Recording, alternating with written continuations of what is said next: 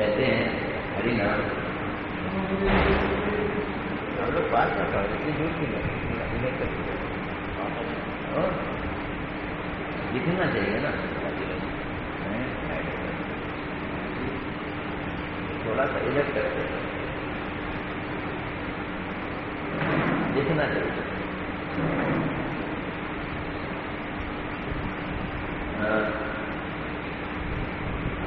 हरि नाम चित्त की शुद्धि करता है। ठीक बात है। आगे आगे और इधर इधर करते पूजा को मत करना।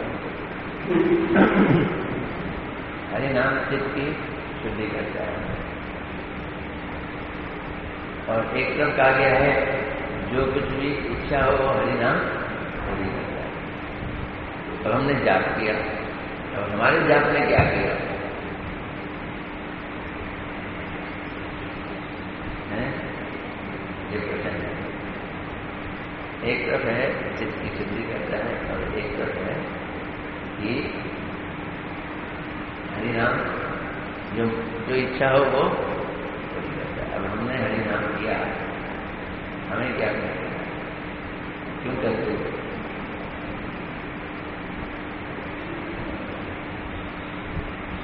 चित्त की शुद्धि होगी या जो हम चाहते हैं वो ठीक हो जाएगा? हैं?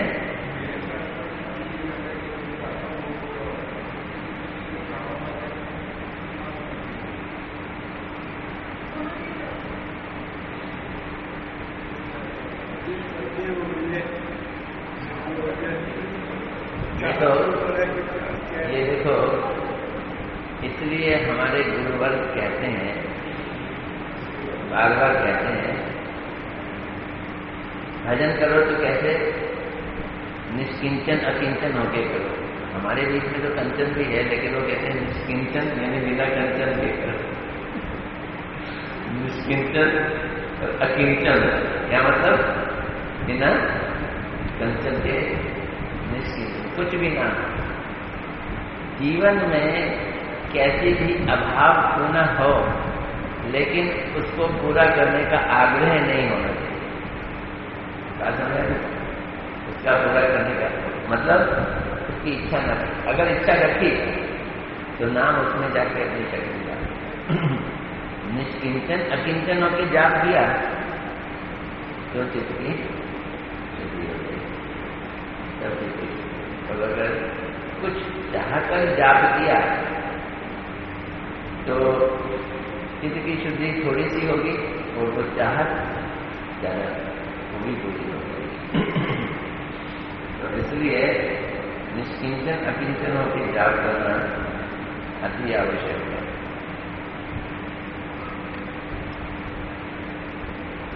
ये जो ग्रंथ हम कर रहे हैं सनातन गोस्वामी पाद जी का लिखा, हमने सोचा था ना हम प्रणाम करेंगे।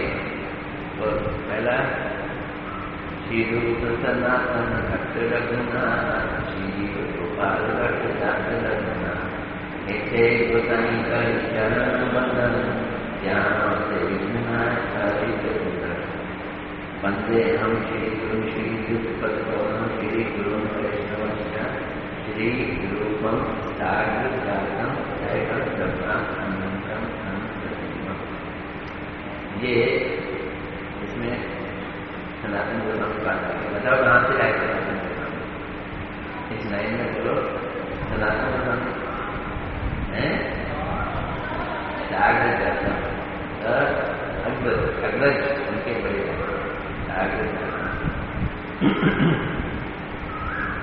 तो ये जो ग्रंथ है उन्होंने बड़ी अच्छी बात बताई थी। इसके तारतम्य वाला ग्रंथ है। तारतम्य का मतलब है अधिकतर हमारे शास्त्रों का नियम ही यही है। नियम क्या है कि जिस वस्तु का वर्णन कर रहे हैं वो वर्णन इस तरह से किया जाए कि बाकी सारी अन्य चीजें छोटी लगे और वो चीज सबसे बड़ी लगे। जैसे भक्ति का वर्णन किया जाए तो भक्ति श्रेष्ठ, कृष्ण का वर्णन किया जाए तो कृष्ण की महिमा, वैष्णव का वर्णन किया जाए तो वैष्णव सर्वश्रेष्ठ, धाम का वर्णन किया जाए तो धाम सर्वश्रेष्ठ। धाम के समय ऐसा लगता है भगवान से भी ज्यादा बड़े धाम, नाम की महिमा की जाए तो ऐसा लगता है भगवान से बड़े नाम, और जब नामी की महिमा की जाए तो नाम से बड़े नामी, ऐसा लगता है। लेकिन इस ग्रंथ में तारतम्य दे दिया है कि कौन कहाँ पे है, कौन किस लेवल पे है। उसी हिसाब से देखो, पहले मंगलाचरण में इन्होंने किया कृष्ण को मंगलाचरण, उसके बाद किया चैतन्य महाप्रभु, फिर रूप गोस्वामी जी को किया, और उसके बाद धाम की महिमा में आए। पहले मथुरा का, उसके बाद वृंदावन, और उसके बाद कर रहे हैं गोवर्धन। तो अभी हम लोग वृंदावन का महिमा इन्होंने जो कही है उसको कर रहे हैं। जय श्री वृंदारण्य में तन्मुरारे प्रियतम अति साधुमान वैकुंठ वासा सम्यति सदा का पालयन् यत्र गोपी स्मृत मधुर वेणुवर्धन प्रेम रासे।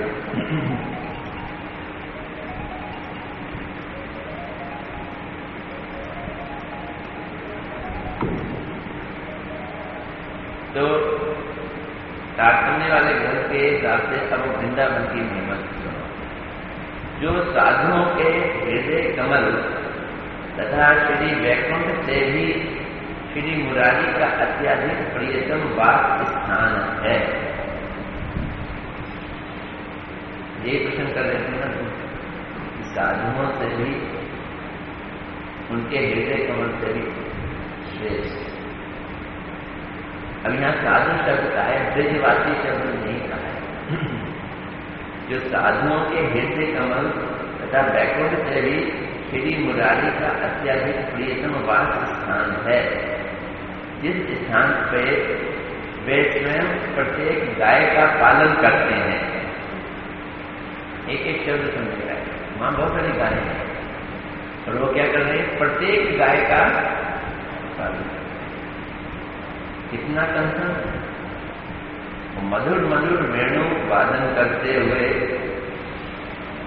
तो कोई मुझसे पूछा था क्यों बंसी क्यों बजाते हैं, मैंने कहा भैया ये तो उनका अपना निजी मामला है? ये तो उनका निजी मामला है, मर्जी है उनकी, बंसी बजाते हैं। मीना नहीं बजाते, बंसी बजाते हैं। मीना बजाने का काम नारद जी को दे दिया। मधुर मधुर वेणु वादन करते हैं वे सर्वदा रास विलास द्वारा सभी गोपियों का प्रेम वर्धन करते हैं। वे वृंदावन तक उत्कर्ष से विराजमान है। उस वृंदावन की जय हो, जय हो। दो बार जय कहा। श्री मथुरा मंडल में भी श्री ब्रजभूमि ही भगवान की असाधारण मधुर मधुर लीलाओं की स्थली है तथा ब्रजभूमि में भी वृंदावन, गोवर्धन, यमुना पुलिन आदि ही उस प्रकार की लीलाओं के लिए प्रसिद्ध है। मथुरा मंडल से अधिक ब्रजभूमि में भी वृंदावन, गोवर्धन, यमुना पुलिन। अतएव ये तीनों स्थान श्री भगवान को प्रिय हैं, इसलिए इनकी कृपा प्राप्ति के लिए प्रथमतः जैसी जैसी इत्यादि शब्द कहा गया है। वृंदावन की कृपा प्राप्त करनी है, इसके लिए क्या क्या बोला, यमुना पुलिस वो भी वृंदावन में है इत्यादि पदों द्वारा वृंदावन का परम उत्कर्ष कह रहे हैं। ये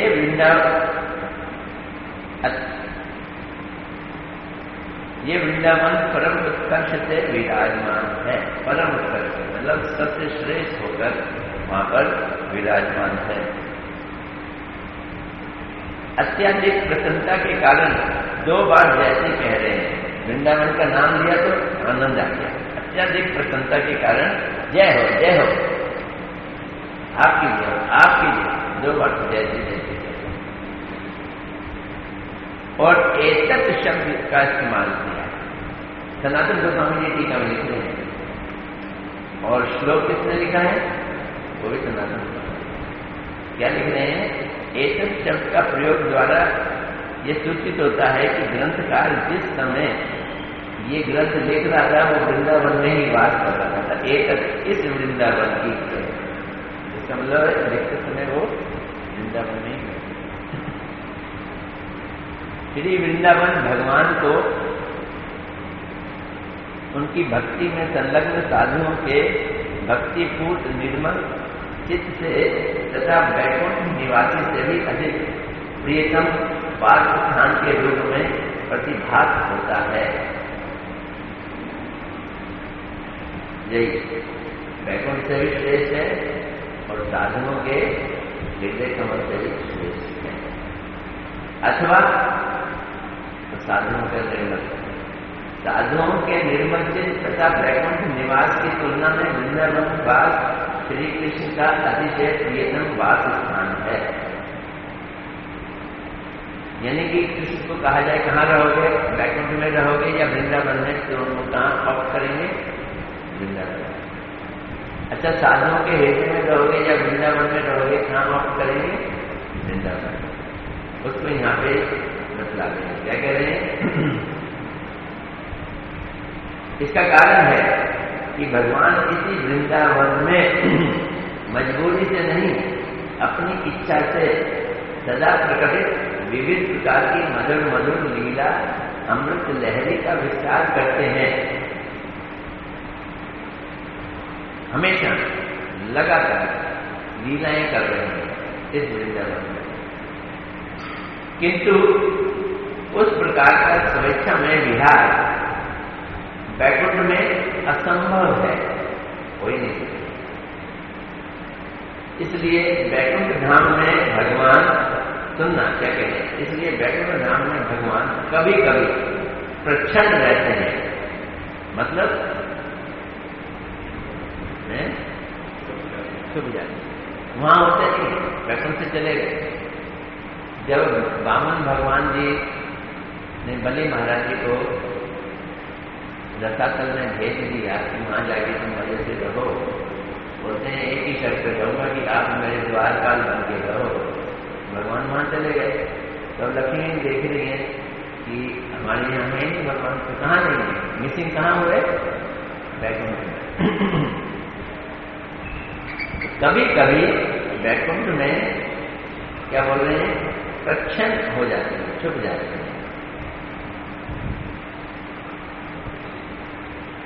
किंतु वृंदावन धाम में सदैव विराजमान, ये श्लोक क्या कहते हैं? सदैव विराजमान, कभी छुटते नहीं, कभी गायब। श्रीमद् भागवत में भी कहा है, वृंदावन में श्री हरि सदैव विराजमान रहते हैं, इसलिए ब्रजभूमि अत्यधिक पुण्य होती है। वहां मिसिंग शब्द नहीं है। इसका कारण है कि श्री शिव और लक्ष्मी भी जिनके चरणों का अर्चन करते हैं, वही पुराण पुरुष श्री कृष्ण मनुष्यों जैसे चिन्हों तथा मनोहर वैजंती माला धारण करके वेणुवादन करते करते बलराम जी के साथ गोचारण के उपलक्ष्य यहाँ भ्रमण करते हैं। इस उद्धृत श्लोक में वर्तमान काल सूचित किया गया, प्रेजेंट। मतलब क्या है? जिस प्रकार श्री कृष्ण की लीलाएं नित्यता को प्रतिपादित कर रहे हैं, उसी प्रकार मूल श्लोक में भी वर्तमान काल का सूचक रम्यति क्रियापद प्रयुक्त हुआ है। इस प्रकार श्री मुरारी जिस स्थान पर अर्थात वृंदावन में गोपालन करते करते रासलीला विषय में प्रेम वर्धन करने के लिए वेणुवादन पूर्वक श्री राधिका आदि गोपियों को आनंदित कर रहे हैं। तो क्या करते हैं? वेणुवादन। वेणुवादन करके क्या करते हैं? प्रेम वर्धन करते हैं। प्रेम किसका? गोपियों का प्रेम वर्धन, ये शब्द कर रहे हैं। बंसी बजाते हैं, बंसी से गोचारण भी करते हैं, बंसी से बहुत सारे काम करते हैं, लेकिन जो टॉप मोस्ट काम क्या है? गोपियों का है प्रेम का वर्धन। कितना वर्धन? इतना प्रेम वर्धित हो जाता है कि गोपियां घर बार छोड़ के आ जाती हैं। अथवा रासलीला विषय में स्वयं ही गोपियों का प्रेम वर्धन करने के लिए मधुर मधुर वेणु वादन परायण होकर सदा सर्वदा सब प्रकार से गोवंश का पालन करते हैं। श्री कृष्ण की वेणु अधिकांशतः गो पालन कार्य और विविध वैदग्ध विलास गोपी रमण कार्य में विहृत होती है। तो गाय पालन में वेणु काम आ रही है, गोपी रमण कार्य में विहृत होती है, मतलब व्यवहार में आती है। तथापि रास में इसका जो मुख्य प्रयोजन है वो प्रेम को बढ़ाना, गोपियों के प्रेम को बढ़ाना।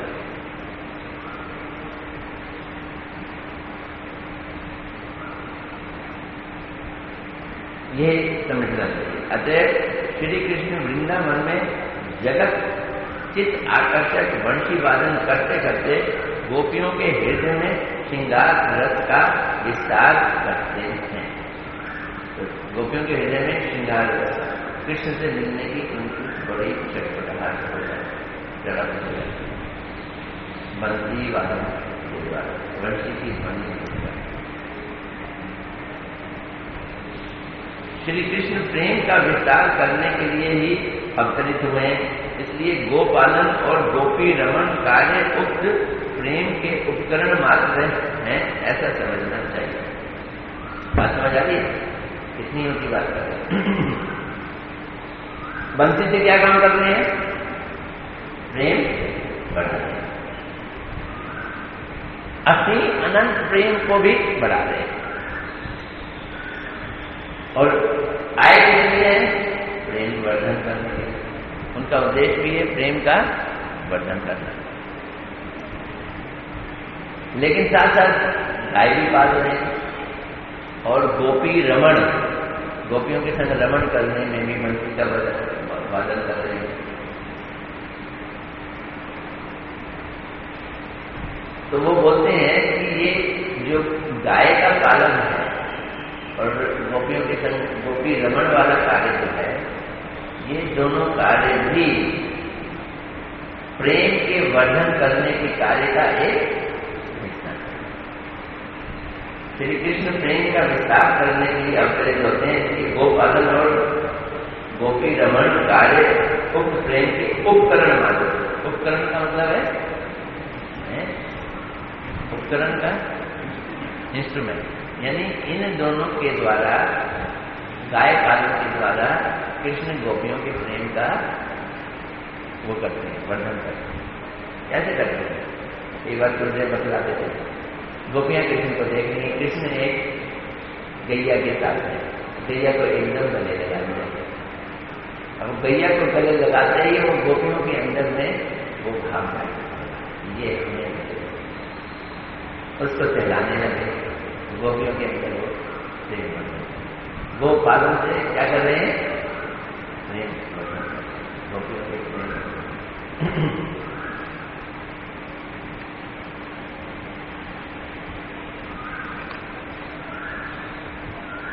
अब यमुना जी की महिमा वृंदावन में, वृंदावन यमुना, जय श्री चरणी पुत्री धर्मराज श्रोता या कल्यति मथुराय सख्यम योति मुरहृदयता तत्पादपद्य प्रसूतम वहिति जन्नम निर्पुच्छ ले। चरणी पुत्री सूरज की और धर्म रज स्वता, धर्मराज, धर्मराज नहीं, धर्मराज का, धर्मराज स्वता। धर्मराज कौन है? युधिष्ठिर नहीं, यमराज। यमराज की क्या है? स्वता। स्वता मतलब बहन, जो श्री मथुरा की सखी होने के कारण गंगा जी की महिमा को भी अतिक्रमण कर रही हैं। जो जल प्रवाह के छल से पानी बह रहा है, ये एक स्थल है, इसके माध्यम से श्री कृष्ण के चरण कमलों से निकलने वाले मकरंद को वहन करती है। कृष्ण के चरणों से बड़ी सुंदर सुगंध निकलती है, पंकज और मकरंद। उस मकरंद को कैरी कौन करता है? दो जने कैरी करते हैं, एक तो हवा और दूसरी ये जल। तो बोलते जल प्रवाह के फल से श्री कृष्ण के चरण कमलों से निकलने वाले मकरंद को वहन करती हैं। वे मोहर दयिता, दयिता मोहर यानी कृष्ण की प्रिया सूर्य पुत्री धर्मराज की बहन यमुना कल्पतरु से विराजमान हो रही है। मतलब उसकी है जैसी करुणी पुत्री। जब जैसे ही 40 पदों द्वारा श्री वृंदावन के अलंकार प्रभु श्री यमुना जी का उत्कर्ष कर रहे हैं, कह रहे हैं।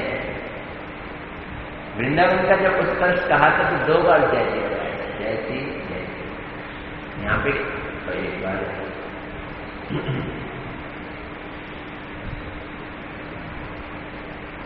करुणी पुत्री यमुना जी की जय कह रहे हैं। क्यों बोल दिया? यमुना जी बोल देते, तरुणी पुत्री क्यों कहते? तरुणी पुत्री क्यों कहते? इसका कहने का एक अर्थ है, तरुणी है, तरुणी मैंने सूर्य। जैसे सूर्य अपने प्रकाश से जगत को प्रकाशित करता है, ऐसे ही यमुना जी भी जगत में जीवों को अज्ञान रूपी अंधकार से निकालकर भक्ति रूपी प्रकाश बनाने के कारण सबसे अधिक प्रकाशमान है। इसलिए तरुणी पुत्री यानी यमुना जी से अगर हमें संबंध जोड़ना है तो वो हमारे सारे अंधकार को दूर करती है।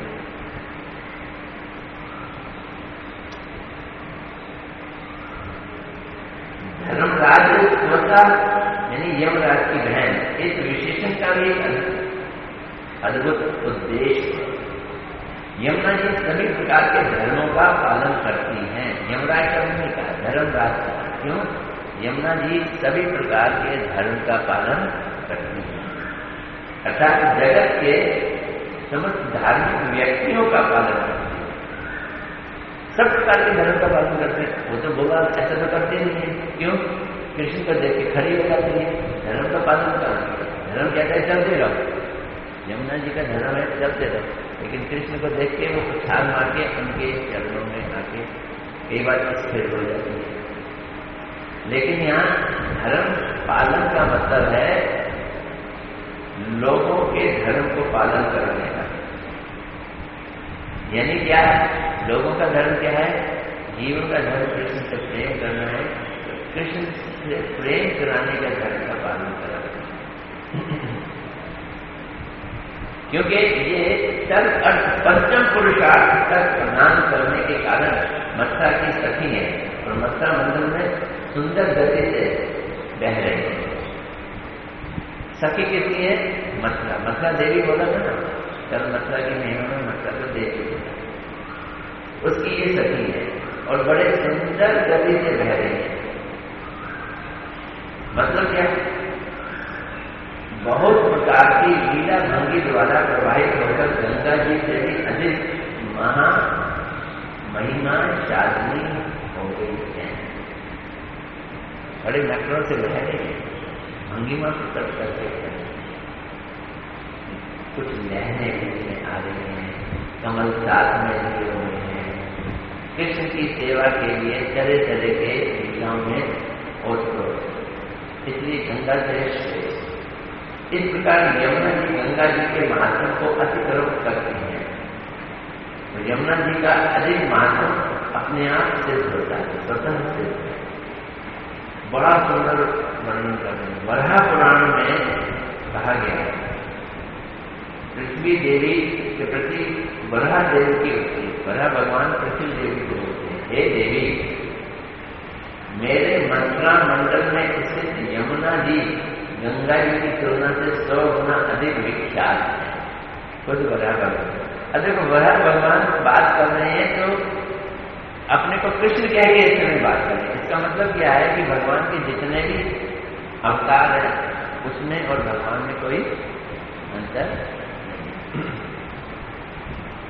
तो बोल रहे हैं, हे देवी, मेरे मथुरा मंडल में स्थित यमुना जी गंगा की तुलना में 100 गुना अधिक विख्यात है। इसमें कोई भी तर्क मत करना, ये नहीं कहना ऐसे करिए।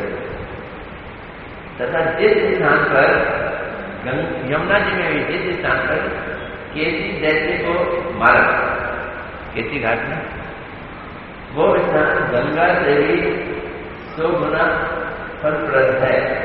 और इस केसी घाट में भी विश्राम घाट 100 गुना अधिक महात्मा मंडित है। अब विश्राम घाट का मतलब है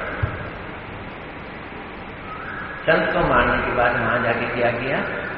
विश्राम किया। विश्राम ऐसा क्यों? श्री कृष्ण की प्रिया होने के कारण गोकुल मथुरा और द्वारका में विचित्र विहार करने वाले के रूप में यमुना जी जल प्रवाह के बहाने श्री कृष्ण के चरण कमलों से उत्पन्न मकरंद का वहन करती है। अर्थात श्री कृष्ण भक्ति रूप मधुर रस को वहन कर रही है। चरण मकरंद क्या है? कोई कमल ऐसे तो है नहीं, जो भक्ति का रस है, जो कृष्ण के चरणों से मिलता है, कि भक्ति रस को कैरी करे। अतः यमुना जी का जल किसी प्रकार से भी किंचित मात्र भी स्पर्श करने पर तत्क्षणा तुरंत यमुना जी का जल छोड़ तत्क्षणा असीम पाप ताप नष्ट कर देते। अजय गोवर्धन हमारे दीदी उसने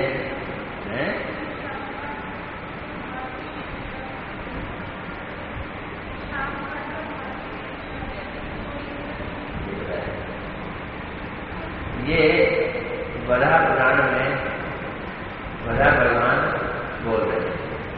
किस कारण से बोला है? नाथ गोस्वामी जी ने इसको वर्णन किया, उसको इस तरह से कह दिया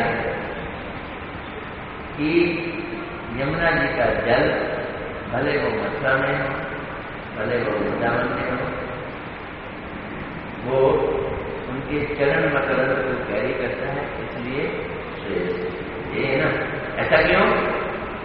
क्योंकि श्री कृष्ण की प्रिया होने के कारण गोकुल मथुरा और द्वारका में विचित्र विहार करने वाली रूप में यमुना जी जल प्रवाह के बहाने श्री कृष्ण के चरण कमलों से उत्पन्न मकरंद को वहन कर रहे हैं। अर्थात श्री कृष्ण भक्ति रूप मधुर रस को वहन करते हैं। अतः इन यमुना जी का जल किसी प्रकार के किंचित मात्र भी स्पर्श करने से तत्क्षणात असीम पाप ताप नष्ट कर देते हैं। गोवर्धन जैसी शैल तुला विराजो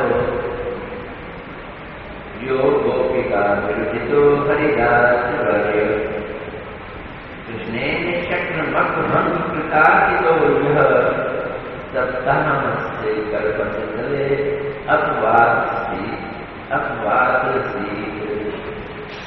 गीति कुछ में ना कभी कभी बोले मैंने गाए हैं, तो इसलिए अभी बोल पा रहा हूँ। तो वैसे बोलने पड़ेगा ना श्लोक, मुझे बड़ी मुश्किल पड़ेगी। गोपियां जिनके हृदय हरिदास बड़े, गोपियां जिनको हरिदास बड़े नाम से पुकारती हैं।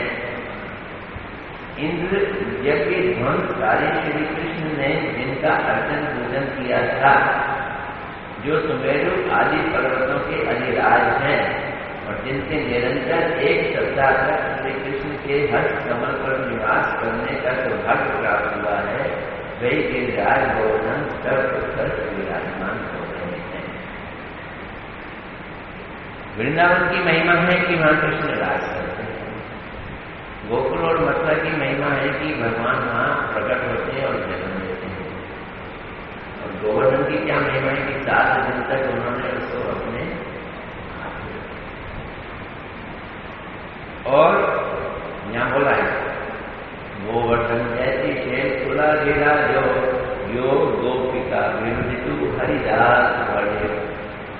हरिदास कृष्ण की सेवा करने वालों में श्रेष्ठ, सबसे श्रेष्ठ हरिदास बड़े शब्द। शब्द में हरिदास सबसे ज्यादा श्रेष्ठ हरिदास 3 बोले गए हैं। Haridas, Haridas number 1, Haridas number 2, Haridas number 3। कौन कौन? एक तो मैंने कह दी युधिष्ठिर महाराज हैं, एक युधिष्ठिर महाराज हैं, हरिदास नंबर 1। उससे ऊपर हो गए कुंदर जी, और सबसे ऊपर कौन है?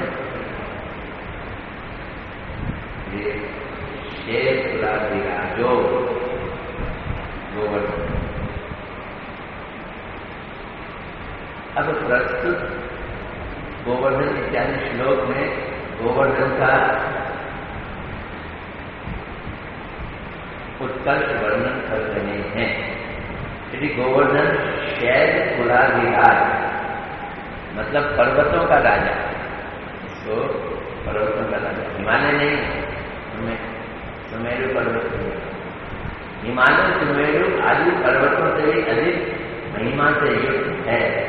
शैल कुल, शैल मैंने पहाड़ों का, कुल मैंने वंश, पहाड़ों के वंश का अधिराज राजा।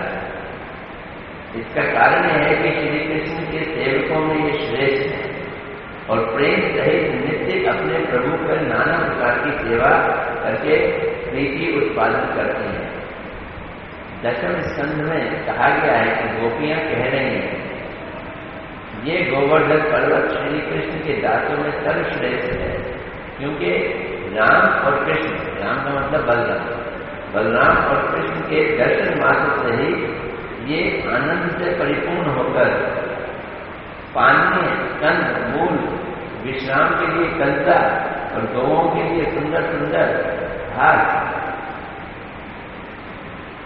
गो समूह सहित भली भांति रामकृष्ण की पूजा करते हैं। यानी कि उनकी सेवा के लिए सामग्री प्रदान करना उनकी क्या है? पूजा है। ये हरिदास महाराज कैसे पूजा करते हैं? ये पानी का बंदोबस्त किया, मानसी गंगा, राधा कुंड, कुसुम सरोवर, ये सब पानी के बड़े सुंदर सुंदर स्रोत। कृष्ण को जब पानी चाहिए, उनकी गायों को जब पानी चाहिए, ये पानी। और क्या देते हैं? कंदमूल देते हैं खाने पीने के लिए, सामान देते हैं, हर तरह की घास, हर तरह का फल फूल मिलता है। और विश्राम के लिए बड़ी सुंदर चंद्रा, एयर कंडीशन, ना ज्यादा ठंडा ना ज्यादा, और उस पर भी बड़े सुंदर सुंदर पत्थर बेड, सोफा सेट देते, बड़े सुंदर कोमल। और गौओं के लिए तिनके, घास,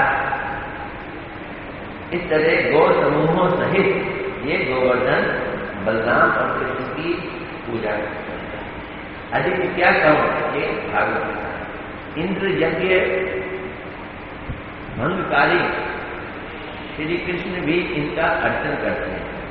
कृष्ण ने भी इनकी पूजा की गोवर्धन। क्यों? क्योंकि इंद्र यज्ञ को भंग करके इनकी पूजा करने की विधि परिवर्तन करते हैं। पहले सारे ब्रजवासी इंद्र की पूजा करते थे, इंद्र की पूजा को तोड़वाकर कृष्ण खुद और ब्रजवासियों से गोवर्धन की पूजा करते हैं। कितनी महिमा है, कितनी महिमा। स्वयं श्री कृष्ण ने प्रदक्षिणा आदि द्वारा इनको सम्मानित किया है और प्रत्येक वर्ष किए जाने वाली इंद्र पूजा के स्थान पर श्री कृष्ण ने श्री नंद आदि ब्रजवासियों के द्वारा इनकी पूजा करवाई। इसका विशेष वृत्तांत श्रीमद् भागवत के दशम स्कंध में देखने को मिलता है। इसके द्वारा सुरेश्वर इंद्र आदि की तुलना में गोवर्धन का अधिक महत्व सिद्ध होता है।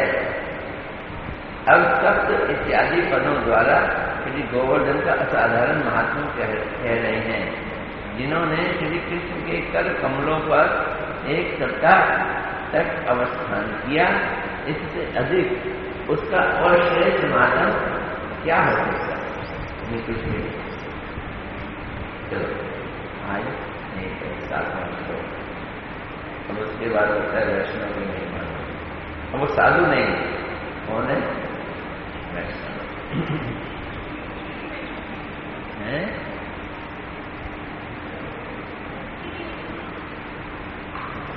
भक्ति के बिना। अरे